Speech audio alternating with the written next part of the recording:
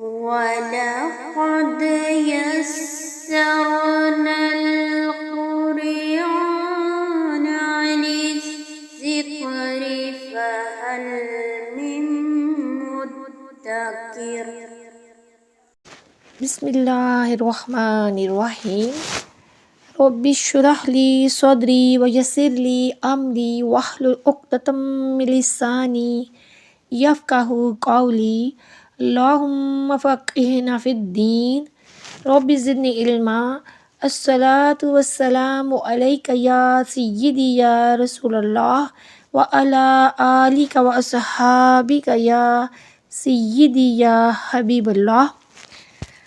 آج ہم 20ویں پارے کا آغاز کریں گے۔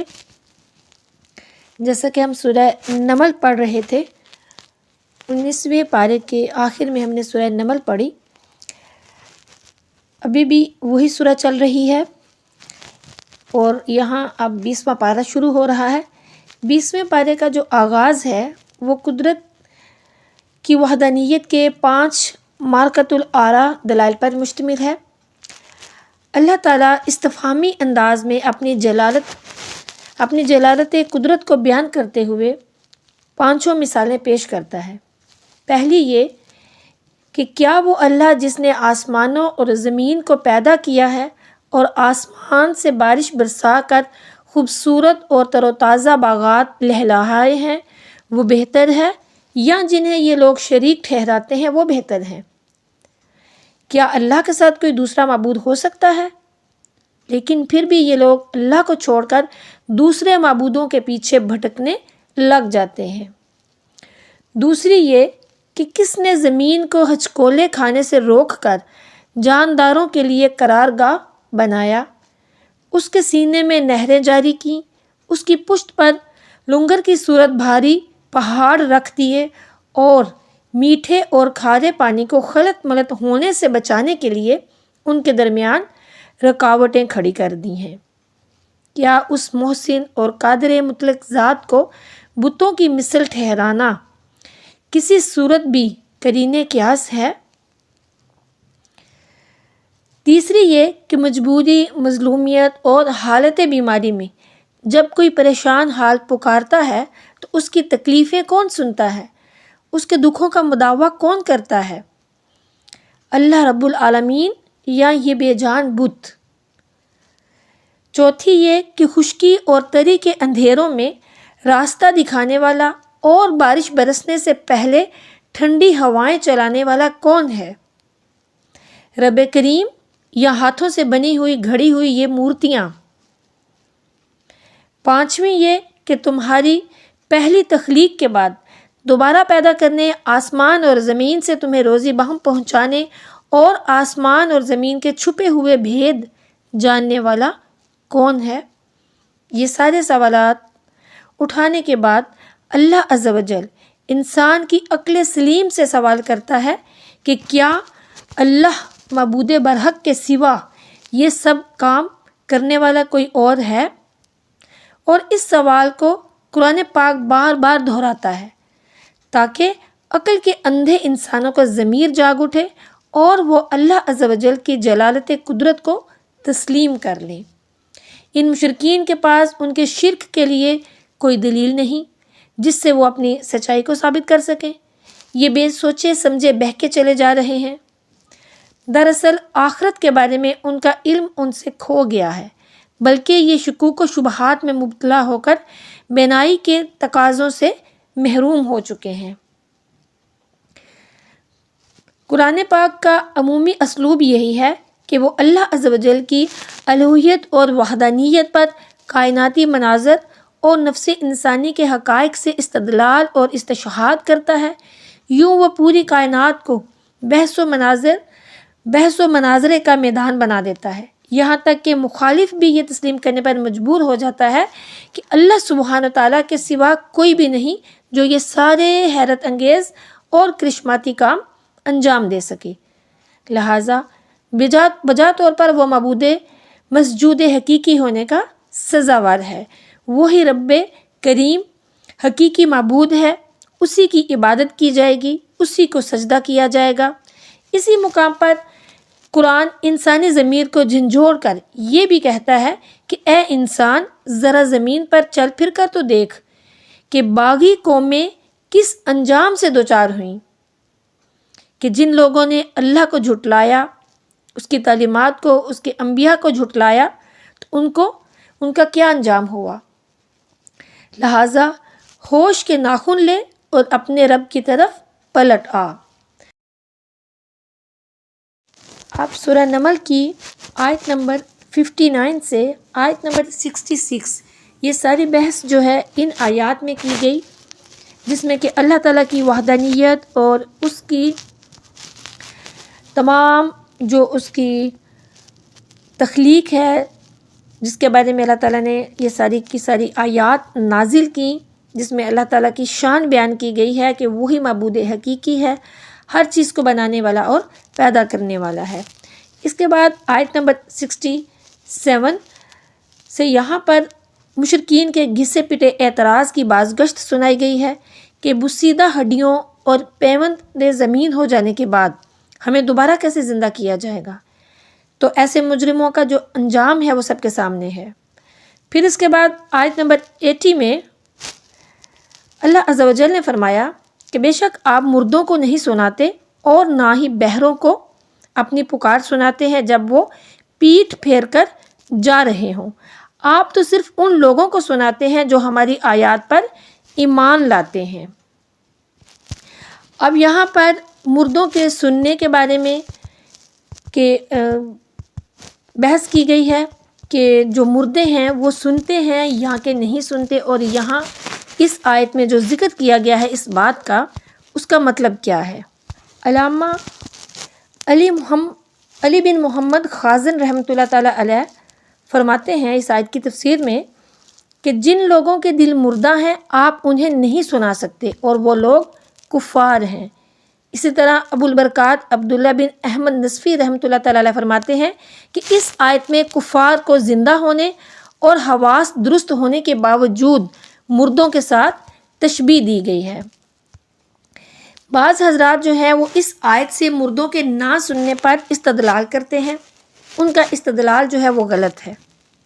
اس کی وجہ یہ ہے کہ یہاں کفار کو مردہ فرمایا گیا ہے اور ان سے بھی متعلقاً ہر کلام سننے کی نفی مراد نہیں ہے، بلکہ واعظ اور نصیحت اور کلام ہدایت قبول کرنے کے لیے سننے کی نفی کی گئی ہے۔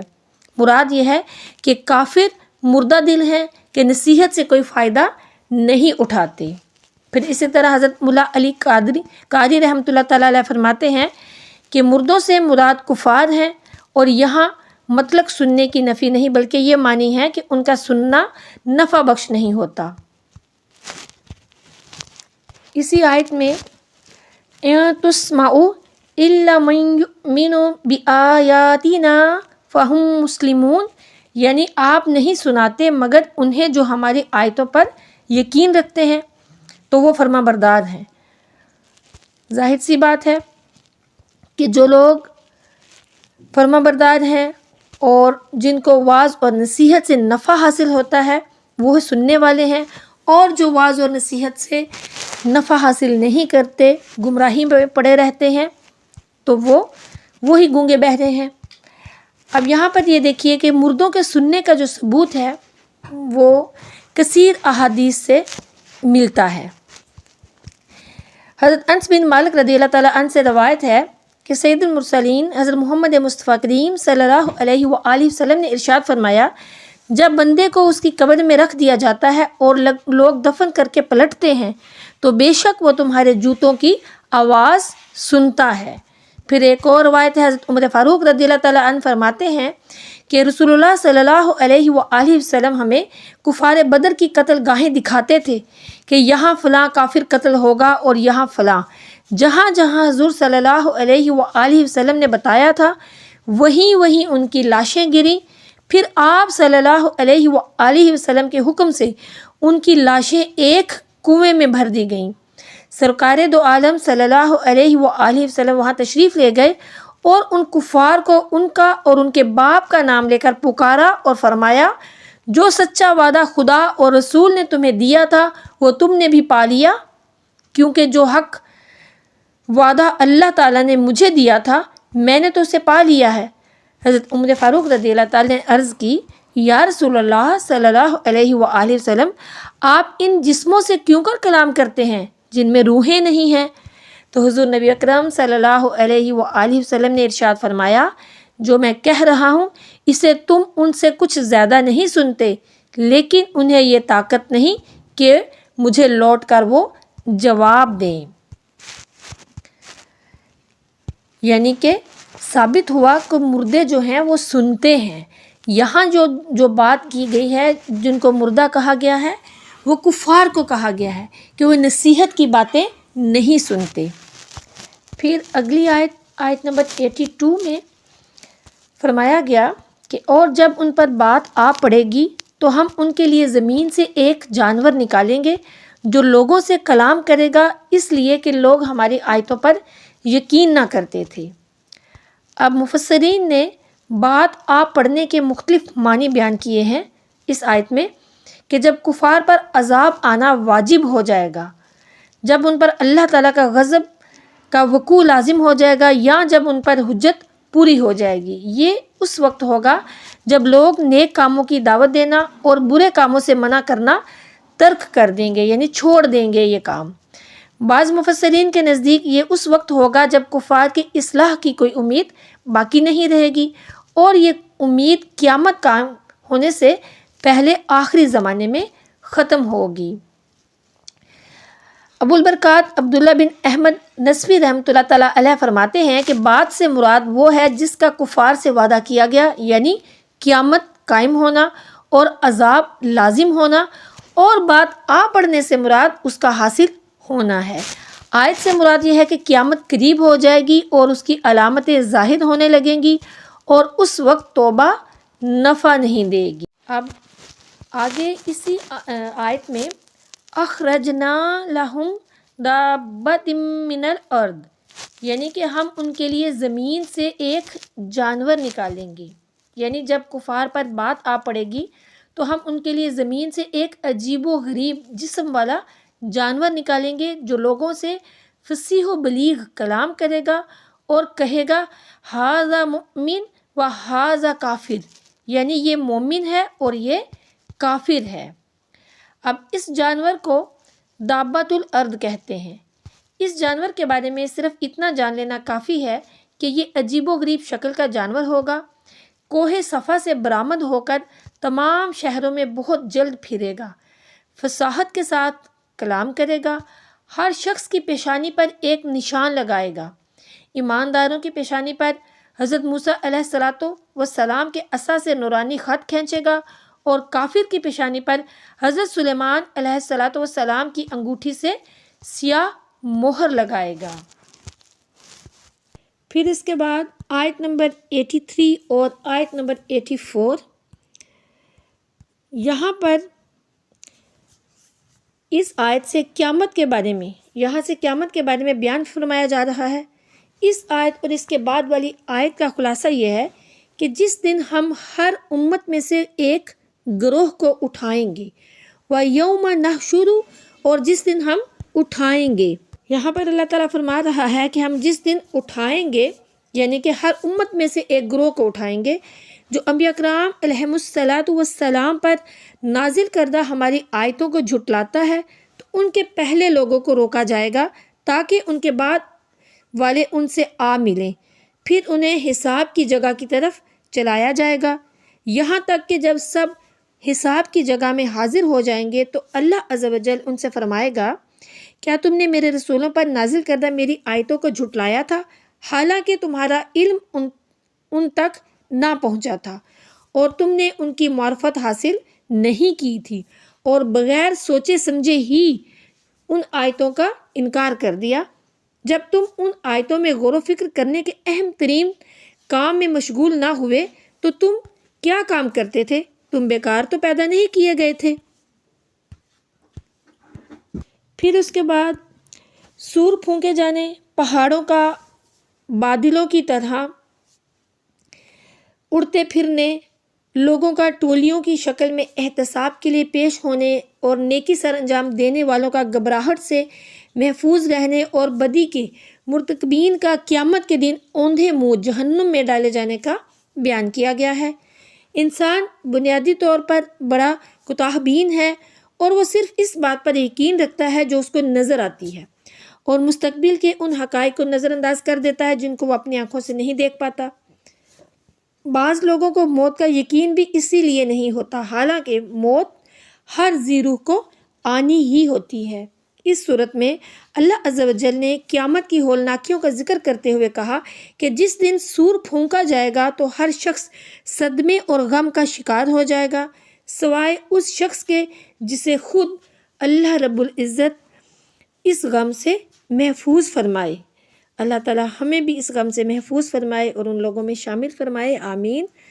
اور فرمایا کہ جن پہاڑوں کو تم زمین پر جمع ہوا دیکھتے ہو یہ اس دن اس طرح چلنا شروع ہو جائیں گے جس طرح بدلیاں چلتی ہیں۔ پھر اس سورت کے آخر میں فرمایا کہ ہدایت یافتہ انسان اپنا فائدہ کرتے ہیں جبکہ گمراہ اپنا ہی نقصان کرتے ہیں۔ اللہ اپنی قدرت کے دلائل کا مشاہدہ کراتا رہے گا جنہیں تم اچھی طرح پہچان لو گے۔ تمہارے اعمال سے تمہارا رب بالکل بھی غافل نہیں ہے۔ جس طرح اس سورت کی ابتدا عظمت قرآن کے بیان سے ہوئی تھی، یوں ہی اس کے اختتام پر بتایا جا رہا ہے کہ انسان کی سعادت و فیروز مندی اسی میں ہے کہ اس کتاب مقدس کی تعلیمات کو مضبوطی سے تھام لے۔ یہاں پر سورہ نمل جو ہے اس کا اختتام ہوتا ہے۔ اللہ رب العزت سے دعا ہے کہ اس سورہ میں جو بھی احکامات اور تعلیمات بیان کی گئی ہیں ان پر ہمیں عمل پیرا ہونے کی توفیق عطا فرمائے، آمین۔ اس کے بعد سورہ القصص اس کا آغاز ہوتا ہے۔ سورہ قصص 4 آیتوں کے علاوہ مکیہ ہے اور اس صورت میں 9 رکوع ہیں اور اس کی 88 آیتیں ہیں۔ اس صورت کا نام قصص رکھنے کی وجہ کیا ہے؟ قصص کے معنی ہے واقعات اور قصے، اور چونکہ اس صورت میں مختلف قصے جیسے کہ حضرت موسیٰ علیہ السلام کا قصہ اور قارون کا قصہ وغیرہ بیان کیے گئے ہیں، تو اسی مناسبت سے اس صورت کا نام سورہ القصص رکھا گیا ہے۔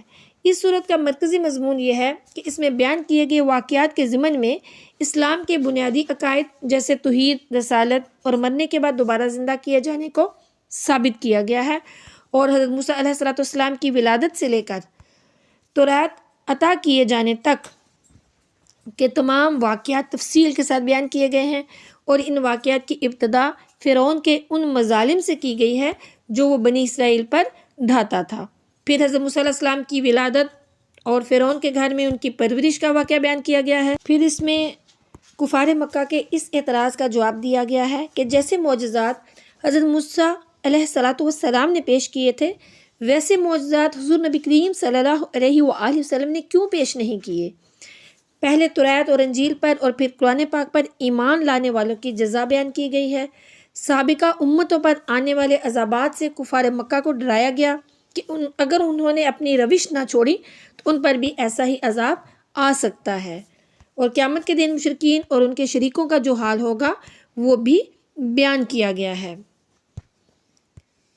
اس سورت کا آغاز بھی حروف مقطعات سے ہوتا ہے، تو سین میم۔ اس کے بعد قرآن پاک کو روشن کتاب کہا گیا کہ یہ روشن کتاب کی آیتیں ہیں۔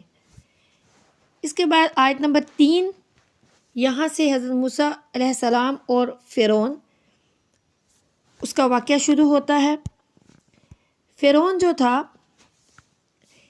مصر میں بڑا بن بیٹھا تھا، تکبر اور جور و جفا میں حد سے آگے بڑھ گیا تھا،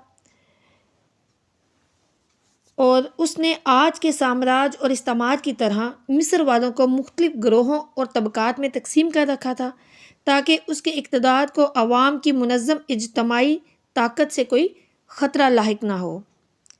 بنی اسرائیل جو کہ مصر کی بہت بڑی اقلیت بن چکے تھے اور اس کے ظلم و ستم کا خصوصی ہدف تھے، پھر اللہ نے کمزوروں کو اٹھانے اور زیر دستوں کو بالادست کرنے کا ارادہ کر لیا۔ انہی حالات میں حضرت موسیٰ علیہ السلام کی ولادت ہوتی ہے۔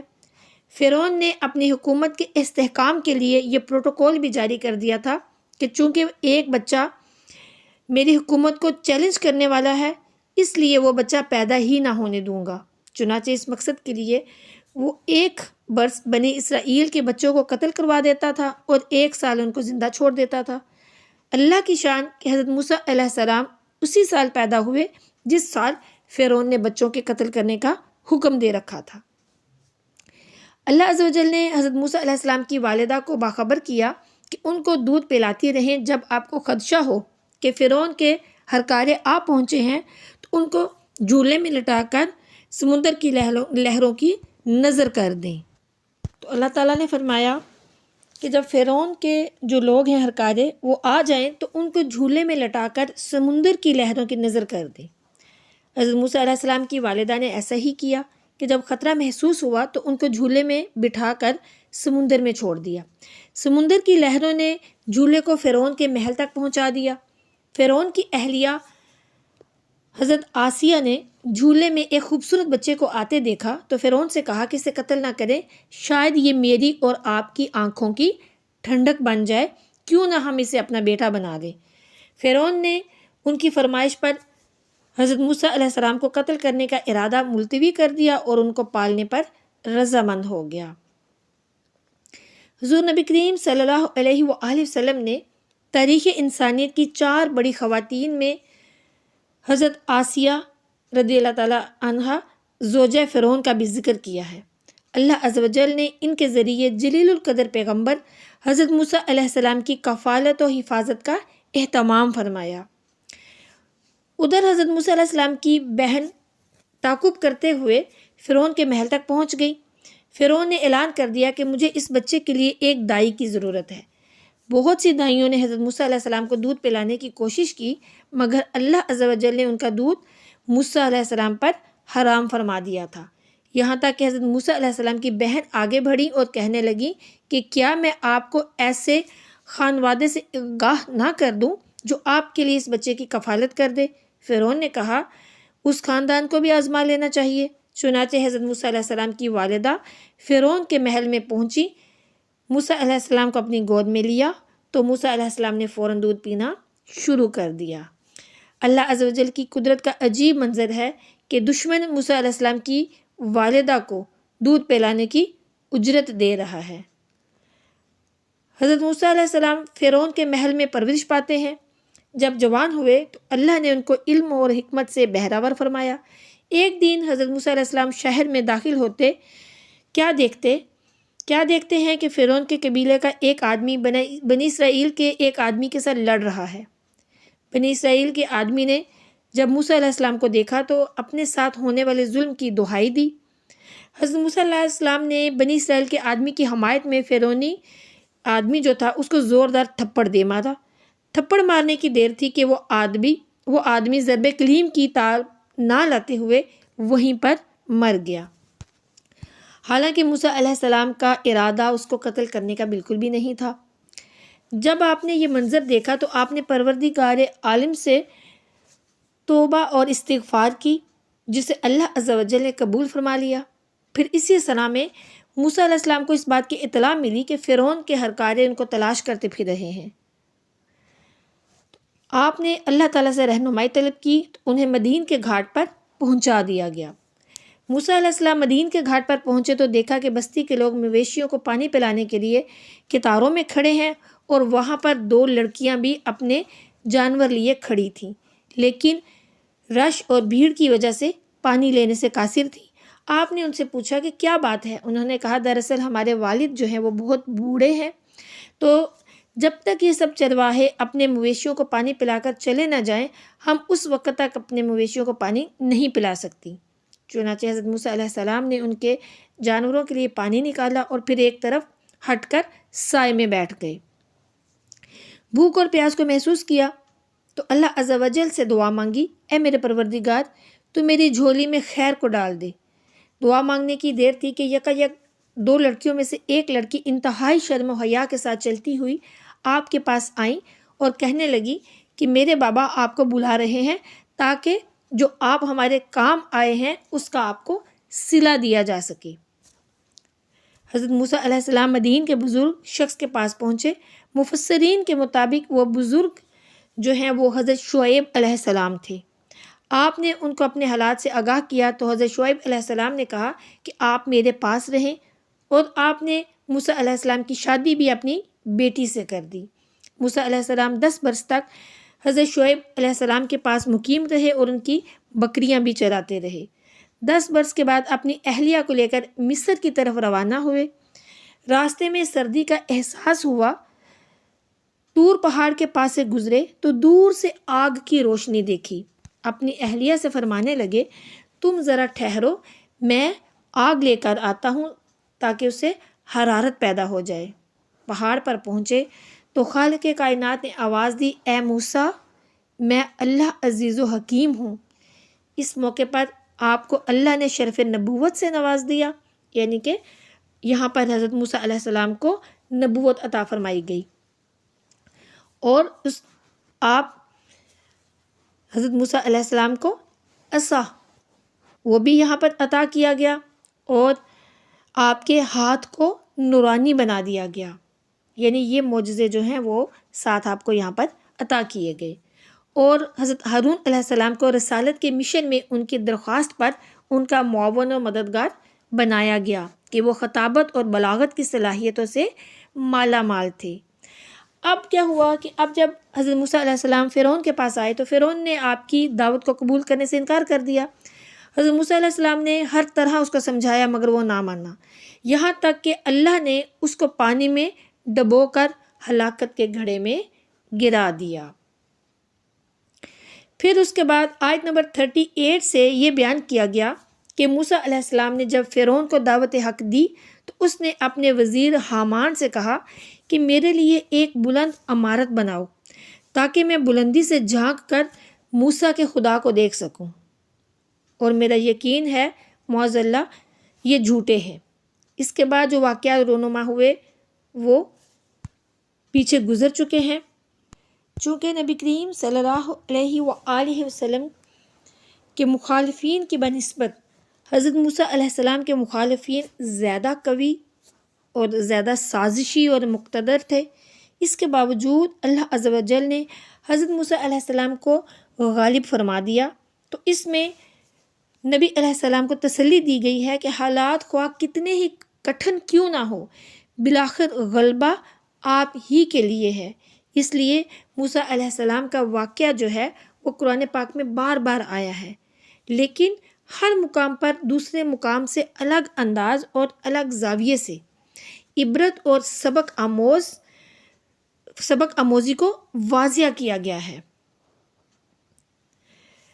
پرانی جو امتیں ہیں ان کے واقعات کا ایک نبی امی علیہ السلام حضرت سیدنا محمد مصطفیٰ کریم صلی اللہ علیہ وآلہ وسلم کی زبان مبارک سے تذکرہ، یہ اس کے نبی برحق ہونے کی واضح دلیل ہے۔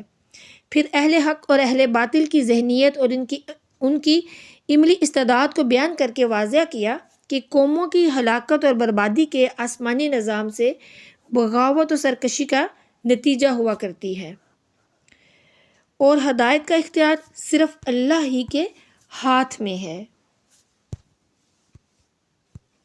اس کے بعد والی جو آیت ہے، آیت نمبر 57، اس میں بتایا گیا کہ کفار مکہ نے رسول رحمت سیدنا محمد مصطفیٰ کریم صلی اللہ علیہ وآلہ وسلم سے کہا کہ اگر ہم آپ کے ساتھ ہدایت کی پیروی کریں تو ہم اپنے ملک سے اچک لیے جائیں گے، یعنی وہ فوائد سے محروم ہو جائیں گے۔ اللہ تعالیٰ نے فرمایا، کیا ہم نے ان کو اپنے حرم میں آباد نہیں کیا جو امن والا ہے؟ اس کی طرف ہمارے دیے ہوئے ہر قسم کے پھل لائے جاتے ہیں، لیکن ان میں سے اکثر لوگ نہیں جانتے، یعنی اسلام کی برکت سے دنیاوی نعمتیں چھن نہیں جائیں گی بلکہ ان میں اضافہ ہوگا۔ اللہ تعالیٰ نے فرمایا، ہم نے بہت سی ان بستیوں کو ہلاک کر دیا جن کے رہنے والے اپنی خوشحالی پر اتراتے تھے، تکبر کرتے تھے، یعنی کہ ماضی کی خوشحال سرکش قوموں کے کھنڈرات نشان عبرت ہیں۔ ان آیات میں یہ بھی بتایا گیا کہ بستیوں والوں کو اس وقت تک ہلاک نہیں کیا جاتا جب تک کہ رسول بھیج کر ان پر اتمام حجت نہیں کر دیا جاتا۔ اس کے بعد اللہ تعالیٰ نے حضرت موسیٰ علیہ السلام کی قوم کے ایک بڑے نافرمان کا بھی ذکر کیا ہے جسے دنیا سرکش قارون کے نام سے جانتی ہے۔ خاندانی اعتبار سے قارون حضرت موسیٰ علیہ السلام کا قرابت دار تھا، یعنی رشتہ دار تھا۔ حضرت موسیٰ علیہ السلام اس کو توحید کی دعوت دیتے رہے، مگر اس نے اللہ کی ذات پر ایمان لانا گوارا نہ کیا۔ اس کو اللہ نے بہت زیادہ مال و دولت سے نوازا ہوا تھا۔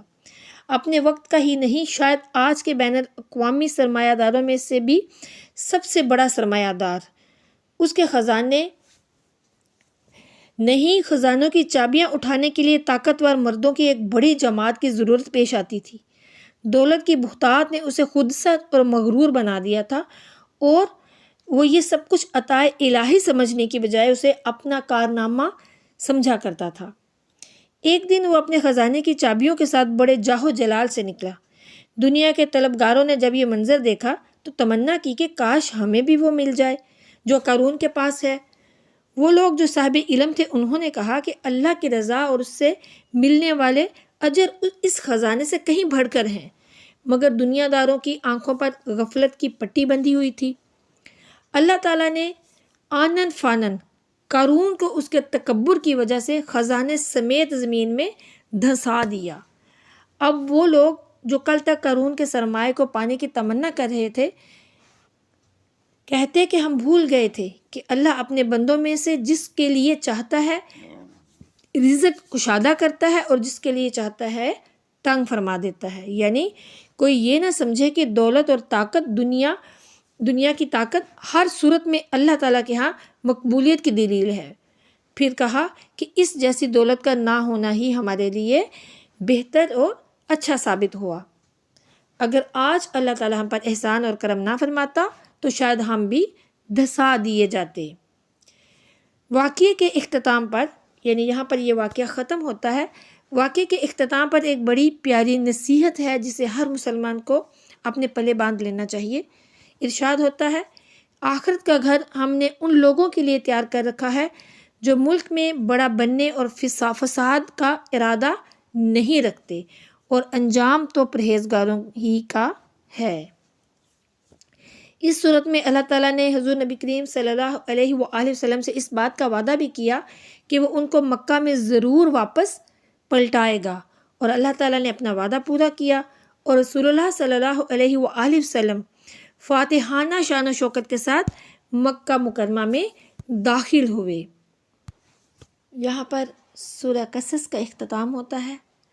اللہ عز و جل سے دعا ہے کہ اس صورت میں بتائی گئی تمام واقعات سے عبرت حاصل کرنے کی ہمیں توفیق عطا فرمائے، آمین۔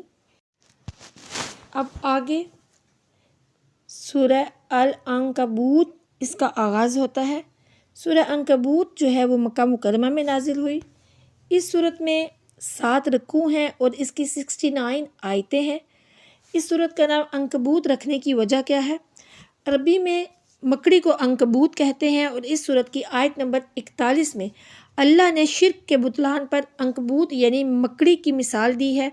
اسی مناسبت سے اس صورت کا نام عنکبوت رکھا گیا ہے۔ اس صورت کا مرکزی مضمون یہ ہے کہ اس میں توحید اور رسالت، مرنے کے بعد دوبارہ زندہ کیا جانے والے اور اعمال کی جزا سزا ملنے پر دلائل دیے گئے ہیں، اور مصیبت اور آزمائش ہر حال میں ایمان پر ثابت قدم رہنے کی ترغیب دی گئی ہے۔ اس صورت کی ابتدائی آیات میں بتایا گیا ہے کہ دنیا میں مسلمانوں کو سختیوں اور مصیبتوں کے ذریعے آزمایا جائے گا، اور ان سے پہلے لوگوں کو بھی آزمایا گیا تھا۔ پھر اپنے نفس کے ساتھ جہاد کرنے کا فائدہ اور ایمان قبول کر کے نیک اعمال کرنے کا صلہ بیان کیا گیا ہے۔ والدین کے ساتھ حسن سلوک کرنے کی حد بیان کی گئی ہے۔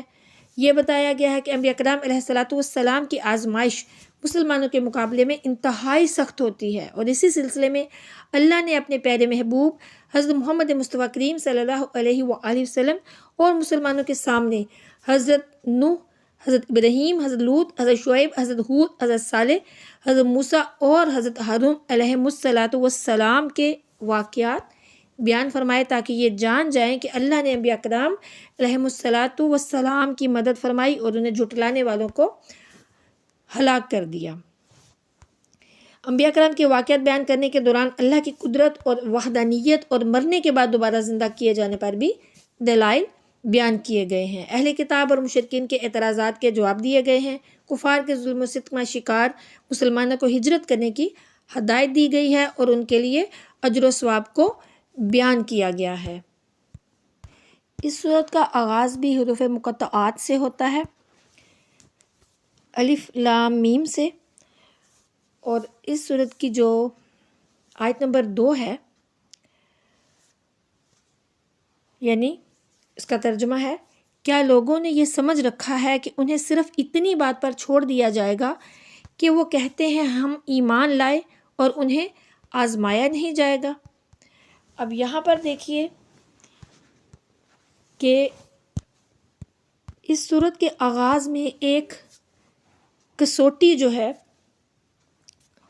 اس کو بیان کیا گیا ہے کہ قطعی نجات کے لیے صرف دعوی ایمان کافی نہیں ہے، بلکہ آزمائش بھی ہو سکتی ہے، جیسا کہ پچھلی امتوں کے لوگوں کو کڑی آزمائش سے گزرنا پڑا اور پھر ابتلا سے گزرنے کے بعد اس بات کو واضح کریں گے کہ ایمان کے دعوے میں سچا کون اور جھوٹا کون۔ ایمان والوں میں سب سے زیادہ اور سخت آزمائشیں اللہ کے نبیوں پر آئی ہیں۔ اب یہاں دیکھیے یہ بات سمجھنے کی ہے کہ جب انسان ایمان لے آتا ہے، ایک انسان مسلمان ہو جاتا ہے، ایمان لے آتا ہے، تو پھر اس پر آزمائشیں آتی ہیں اور اس کو آزمایا جاتا ہے کہ وہ اپنے اس ایمان میں کتنا پختہ ہے۔ کیا اس پہ تھوڑی سی آزمائش آئی اور وہ کہیں ایمان سے بھاگ تو نہیں جاتا؟ آزمائش آئی ہے تو دین کو چھوڑ تو نہیں دیتا؟ تو بس اس انسان کو آزمایا جاتا ہے، اسی کا ذکر یہاں پر کیا جا رہا ہے کہ کیا تم لوگوں نے یہ سمجھ رکھا ہے کہ تم ایمان لے آئے اور تمہیں آزمایا نہیں جائے گا۔ اب دیکھیے کہ اس سے یہ معلوم ہوا کہ ہر مسلمان کو اس کی ایمانی قوت کے حساب سے آزمایا جاتا ہے۔ مسلمانوں کا ان کی ایمانی قوت کے مطابق امتحان لینا اللہ کا قانون ہے۔ بیماری، ناداری، غربت، مصیبت، یہ سب اللہ کی طرف سے آنے والی آزمائشیں ہیں جن سے مخلص اور منافق ممتاز ہو جاتے ہیں، یعنی پتہ چل جاتا ہے کہ کون دین میں مخلص ہے اور کون منافق ہے۔ آزمائشوں سے متعلق آپ کے ساتھ میں حدیث مبارکہ شیئر کروں گی۔ حضرت انس رضی اللہ تعالیٰ عنہ سے روایت ہے کہ سید المرسلین خاتم النبیین حضرت محمد مصطفیٰ کریم صلی اللہ علیہ وآلہ وسلم نے ارشاد فرمایا، جس کا مفہوم ہے بڑا ثواب بڑی مصیبت کے ساتھ ہے، اور جب اللہ تعالیٰ کسی قوم سے محبت فرماتا ہے تو انہیں آزمائش میں مبتلا کرتا ہے، پس جو اس پر راضی ہوا اس کے لیے اللہ کی رضا ہے اور جو ناراض ہوا اس کے لیے ناراضگی ہے۔ پھر ایک اور روایت ہے، حضرت سعد رضی اللہ تعالیٰ عنہ فرماتے ہیں کہ میں نے عرض کی یا رسول اللہ صلی اللہ علیہ وآلہ وسلم، لوگوں میں سب سے زیادہ سخت آزمائش کس کی ہوتی ہے؟ پیارا کا کریم صلی اللہ علیہ وآلہ وسلم نے ارشاد فرمایا، انبیاء کرام علیہم الصلاۃ والسلام کی، پھر درجہ بدرجہ مقرب بندوں کی۔ آدمی کی آزمائش اس کے دین کے مطابق ہوتی ہے، اگر دین میں مضبوط ہو تو سخت آزمائش ہوتی ہے، اور اگر دین میں کمزور ہو تو اس کے دین کے حساب سے آزمائش کی جاتی ہے۔ بندے کے ساتھ یہ آزمائشیں ہمیشہ رہتی ہیں، یہاں تک کہ وہ زمین پر اس طرح چلتا ہے کہ اس پر کوئی گناہ نہیں ہوتا۔ لیکن آج کل کا دور اور آج کل کے لوگ جو ہیں، جس پر آزمائشیں آ رہی ہوتی ہیں، وہ لوگ کہتے ہیں پتہ نہیں، عجیب عجیب سی ان کی لاجک ہے کہ وہ لوگ کہتے ہیں کہ اس پہ پتہ نہیں اللہ کتنا ناراض ہے کہ جو یہ مصیبتوں سے نہیں نکل رہا، اس پر کتنی آزمائشیں ہیں کہ جو یہ اللہ اس پر اللہ کی رحمت نہیں ہے، یعنی کہ الٹ ہے نا سب۔ تو وہ اس طرح کے عجیب عجیب سے سوال لوگ کرتے بھی ہیں، کہتے بھی ہیں، باتیں کرتے ہیں کہ فلاں بندہ اچھی مصیبت میں پھنسا ہوا ہے، اس نے پتہ نہیں کون سے گناہ کیے ہیں جو یہ اس مصیبت میں پھنسا ہوا ہے، لگتا ہے اس نے زندگی میں بہت بڑے بڑے گناہ کیے ہیں، بہت غلطیاں کی ہیں، جس کی وجہ سے اللہ تعالیٰ نے اس کو اس طرح سے ان مصیبتوں میں جکڑا ہوا ہے۔ حالانکہ ایسا بالکل بھی نہیں ہے۔ اس حدیث مبارکہ سے ہمیں یہ پتہ چل گیا کہ جو قرآن پاک کی اس آیت سے بھی پتہ چل گیا اور حدیث مبارکہ سے بھی کہ جو انسان پر آزمائشیں آتی ہیں اس کے درجات بلند کرنے کے لیے ہوتی ہیں، اور جو جتنا اللہ کے نزدیک ہوتا ہے، دین میں جتنا مضبوط ہوتا ہے، اتنی ہی زیادہ اس پر آزمائشیں آتی ہیں۔ اللہ تعالی ہمیں آزمائشوں پر صبر کرنے اور اپنی رضا پر راضی رہنے کی توفیق عطا فرمائے، آمین۔ پھر آگے آیت نمبر 4 میں اللہ تعالیٰ فرماتا ہے کہ کیا برے اعمال کرنے والوں نے یہ سمجھ رکھا ہے کہ ہم سے کہیں نکل جائیں گے؟ وہ کیا ہی برا فیصلہ کرتے ہیں۔ یعنی کہ اللہ تعالیٰ فرماتا ہے کہ جو لوگ شرک اور گناہوں میں مبتلا ہیں تو کیا انہوں نے یہ سمجھ رکھا ہے وہ ہم سے بچ کر نکل جائیں گے اور ہم انہیں ان کے اعمال کی سزا نہیں دے سکیں گے؟ ایسا بالکل بھی نہیں ہوگا، اور وہ یہ سب سمجھ کر بہت برا فیصلہ کرتے ہیں۔ پھر آگے آیت نمبر 5 میں اللہ تعالیٰ فرماتا ہے کہ جو اللہ کی ملاقات کی امید رکھتا ہو تو بے شک اللہ کا مقرر کیا ہوا وعدہ ضرور آنے والا ہے، اور وہی سننے والا اور جاننے والا ہے۔ یعنی کہ جو شخص دوبارہ زندہ کیے جانے اور حساب لیے جانے سے ڈرتا ہے اور اللہ کی بارگاہ سے ثواب ملنے کی امید رکھتا ہے، تو اللہ تعالیٰ فرما رہا ہے کہ وہ سن لے کہ اللہ نے ثواب اور عذاب کا جو وعدہ فرمایا ہے وہ ضرور پورا ہونے والا ہے۔ پھر اس کے بعد اللہ تعالیٰ فرماتا ہے آیت نمبر 6 میں کہ اور جو کوشش کرے تو اپنے ہی فائدے کے لیے کوشش کرتا ہے، بے شک اللہ سارے جہانوں سے بے پرواہ ہے۔ پھر اس کے بعد اللہ تعالیٰ فرماتا ہے آیت نمبر 7 میں کہ اور جو لوگ ایمان لائے اور انہوں نے اچھے کام کیے تو ہم ضرور ان سے ان کی برائیاں مٹا دیں گے اور ضرور انہیں ان کے اچھے اعمال کا بدلہ دیں گے۔ پھر آیت نمبر 8 میں والدین کے ساتھ اچھے سلوک کے بارے میں بتایا گیا۔ آیت نمبر 8 کا ترجمہ ہے، اور ہم نے ہر انسان کو اپنے ماں باپ کے ساتھ اچھا سلوک کرنے کی تاکید کی، اور اے بندے اگر وہ تجھ سے کوشش کریں کہ تو کسی کو میرا شریک ٹھہرائے جس کا تجھے علم نہیں تو تو ان کی بات نہ مان، میری ہی طرف تمہارا پھرنا ہے تو میں تمہیں تمہارے اعمال بتا دوں گا۔ اب دیکھیے یہ جو آیت ہے وَوَصَّيْنَا الْإِنسَانَ بِوَالِدَيْهِ حُسْنًا، اور ہم نے انسان کو اپنے ماں باپ کے ساتھ اچھا سلوک کرنے کی تاکید کی۔ یہ آیت اور سورہ لقمان کی آیت نمبر 14 اور سورہ احقاف کی آیت نمبر 15 یہ حضرت سعد بن ابی وقاص رضی اللہ تعالیٰ عنہ جو ہیں ان کے حق میں، اور ایک روایت کے مطابق حضرت سعد بن مالک زاہدی رضی اللہ تعالیٰ عنہ کے حق میں نازل ہوئی۔ واقعہ یہ تھا کہ حضرت سعد بن ابی وقاص رضی اللہ تعالیٰ عنہ کی ماں حمنہ بنت ابی سفیان بن امیہ بن عبد شمس تھی، اور آپ رضی اللہ تعالیٰ عنہ سابقین اولین صحابہ کرام رضوان اللہ علیہم اجمعین میں سے تھے، اور اپنے والدین کے ساتھ اچھا سلوک کرتے تھے۔ جب آپ نے اسلام قبول کیا تو آپ کی والدہ نے کہا، تو نے یہ کیا نیا کام کیا؟ خدا کی قسم اگر تجھ سے باز نہ آیا تو میں کچھ نہیں کھاؤں پیوں گی یہاں تک کہ مر جاؤں، اور یوں ہمیشہ کے لیے تیری بدنامی ہو اور تجھے ماں کا قاتل کہا جائے۔ پھر اس بڑھیا نے فاقہ کیا اور ایک دن رات نہ کھایا نہ پیا اور سائے میں بیٹھی، اور نہ ہی سائے میں بیٹھی، اس سے وہ کمزور ہو گئی۔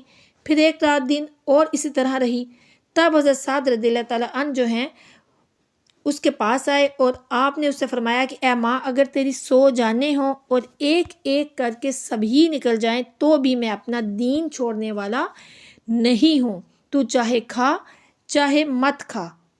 جب وہ حضرت سعد رضی اللہ تعالیٰ عنہ کی طرف سے مایوس ہو گئی کہ یہ اپنا دین چھوڑنے والا نہیں، تو پھر وہ کھانے پینے لگ گئی۔ اس پر اللہ نے یہ آیت نازل فرمائی اور حکم دیا کہ والدین کے ساتھ نیک سلوک کیا جائے، اور اگر وہ کفر اور شرک کا حکم دیں تو پھر ان کا حکم نہیں مانا جائے گا۔ اب یہاں پہ دیکھیے کہ جو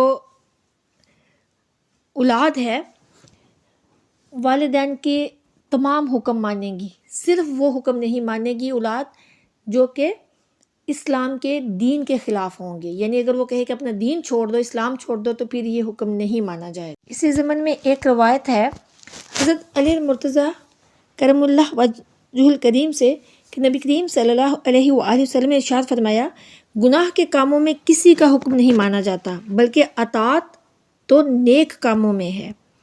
اسی طرح حضرت عمران بن حسین رضی اللہ تعالیٰ عنہ سے روایت ہے، پیارے آقا کریم صلی اللہ علیہ وآلہ وسلم نے ارشاد فرمایا، خالق کی نافرمانی میں مخلوق کی اطاعت نہیں۔ افسوس، صد افسوس کہ فی زمانہ اس حوالے سے مسلمانوں کی صورتحال انتہائی نازک ہے، اور دنیاوی منفعت کے حصول اور دنیا کے نقصان سے بچنے کی خاطر اپنے بڑے افسر، حاکم وغیرہ اور دیگر لوگوں کی وہ باتیں بے دھڑک مانتے چلے جاتے ہیں جن میں اللہ اور اس کے پیارے حبیب صلی اللہ علیہ وآلہ وسلم کی نافرمانی کا حکم دیا گیا ہو۔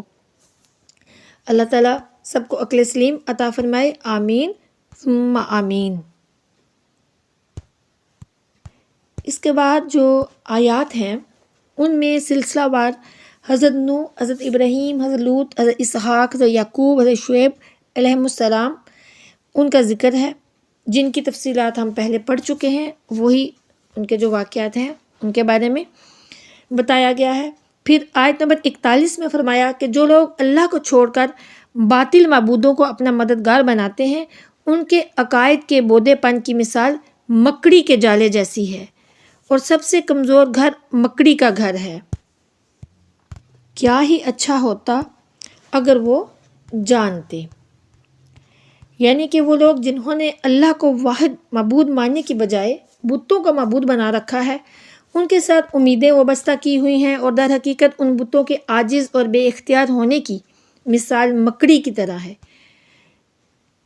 جس نے اپنے رہنے کے لیے جالے سے گھر بنایا جو کہ انتہائی کمزور ہے، اور یہ گھر نہ اس سے گرمی دور کر سکتا ہے، نہ سردی دور کر سکتا ہے، نہ گرد و غبار اور بارش وغیرہ کسی بھی چیز سے اس کی حفاظت نہیں کر سکتا۔ تو اس کو یہاں پہ مثال سے بیان کیا گیا ہے کہ ایسے ہی یہ بت ہیں کہ اپنے پجاریوں کو کوئی نفع یا نقصان پہنچانے کی قدرت نہیں رکھتے، اور نہ ہی دنیا اور آخرت میں انہیں کوئی فائدہ پہنچا سکتے ہیں، اور بے شک سب گھروں میں کمزور گھر جو ہے وہ مکڑی کا گھر ہوتا ہے۔ ایسے ہی سب دینوں میں کمزور اور نکما دین بت پرستوں کا دین ہے۔ کیا ہی اچھا ہوتا اگر وہ بت پرست یہ بات جانتے کہ ان کا دین کس قدر نکما ہے۔ حضرت علی المرتضیٰ رضی اللہ تعالیٰ عنہ فرماتے ہیں مکڑی کے جو جالے ہیں ان کے بارے میں کہ اپنے گھروں سے مکڑیوں کے جالے دور کرو، کیونکہ انہیں گھروں میں لگا ہوا چھوڑ دینا ناداری کا باعث ہوتا ہے، یعنی کہ رزق میں تنگی کا جو باعث ہے وہ مکڑی کے جالے ہوتے ہیں، اس لیے مکڑی کے جالوں کو ہمیشہ گھروں سے صاف کر دینا چاہیے۔ پھر اگلی آیت نمبر 42 میں اللہ تعالیٰ فرماتا ہے کہ بے شک اللہ جانتا ہے اس چیز کو جس کی وہ اللہ کے سوا پوجا کرتے ہیں، اور وہی عزت والا حکمت والا ہے۔ کہ اللہ تعالیٰ ہر چیز کو جاننے والا ہے، اللہ تعالیٰ جانتا ہے کہ یہ لوگ کیا کر رہے ہیں۔ پھر اس کے بعد آیت نمبر 43 میں اللہ تعالیٰ فرماتا ہے اور یہ مثالیں ہیں جنہیں ہم لوگوں کے لیے بیان فرماتے ہیں اور انہیں علماء ہی سمجھتے ہیں۔ اس آیت کا مطلب ہے کہ کفار قریش نے طنز کے طور پر کہا تھا کہ اللہ تعالیٰ مکھی اور مکڑی کی مثالیں بیان فرماتا ہے، تو اس پر انہوں نے مذاق اڑایا۔ اس آیت میں ان کا رد کیا گیا کہ وہ جاہل ہیں جو مثال بیان کیے جانے کی حکمت کو نہیں جانتے، کیونکہ مثال سے مقصود تفہیم ہوتی ہے، اور جیسی چیز ہو اس کی شان ظاہر کرنے کے لیے ویسی ہی مثال بیان کرنا حکمت کے تقاضے کے عین مطابق ہے۔ پھر آیت نمبر 44 یہ پارہ نمبر 20 کی آخری آیت ہے۔ خلق اللہ السماوات والارض بالحق ان فی ذلک لآیات للمؤمنین۔ اللہ نے آسمان اور زمین حق بنائے، بے شک اس میں ایمان والوں کے لیے نشانیاں ہیں۔ یعنی کہ اللہ نے آسمان اور زمین کو باطل نہیں بنایا بلکہ حکمت کے تحت بنایا ہے، اور بے شک ان دونوں کی تخلیق میں مسلمانوں کے لیے اللہ کی قدرت، حکمت، اس کی وحدانیت اور یکتائی پر دلالت کرنے والی نشانی ضرور موجود ہے۔ یاد رکھیے کہ آسمان اور زمین کی پیدائش پر غور کر کے اللہ کی معرفت صرف مومن ہی حاصل کر سکتے ہیں، اس لیے یہاں انہی کا ذکر ہوا ہے کہ اس میں مومنوں کے لیے نشانی ہے۔ ورنہ عمومی طور پر یہ سب کے لیے عبرت ہے۔ اللہ عز و جل سے دعا ہے کہ اللہ تعالی ہمیں علم دین سیکھ کر دوسروں تک پہنچانے، اس پر عمل کرنے کی توفیق عطا فرمائے۔ الحمدللہ کثیرا کہ ہمارے 20 پارے جو ہیں وہ مکمل ہو چکے ہیں۔